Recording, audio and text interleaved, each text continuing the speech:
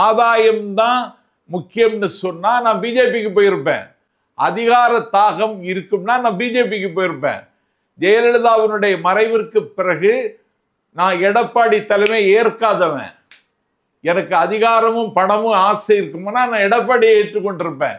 6.5 வருஷம் எந்த கட்சியிலும் என்னை இணைத்து கொள்ளாமல் திராவிட இயக்க சொற்பொழிவாளர் என்று உப்பை போல் எளிமையாக வாழ்ந்து கொண்டிருக்கிற என்னை சில பயல்கள் கொச்சைப்படுத்துவதை நான் அறிவேன்.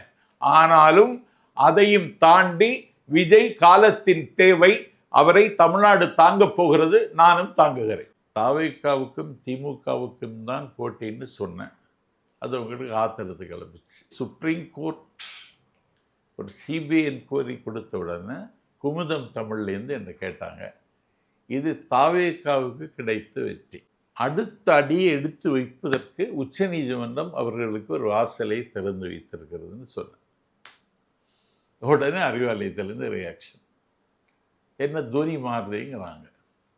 அப்போ நான் ஒரு கருத்தே சொல்லக்கூடாதா? அதில் இருந்து நெருக்கடி வருது. என்ன வசை மாறி பொழிக்கிறார்கள். வசை மாறி பொழிவதை விட டிசம்பர் மாதம் இசை மாறி பொழிவதற்கு எனக்கு நிறைய தம்பிகள் இன்னைக்கு கிடச்சிருக்காங்க.